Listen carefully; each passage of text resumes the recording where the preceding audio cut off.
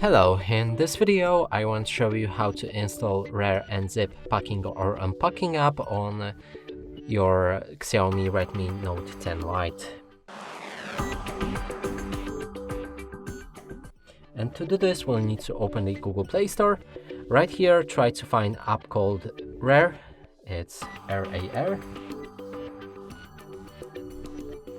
Select it and install it.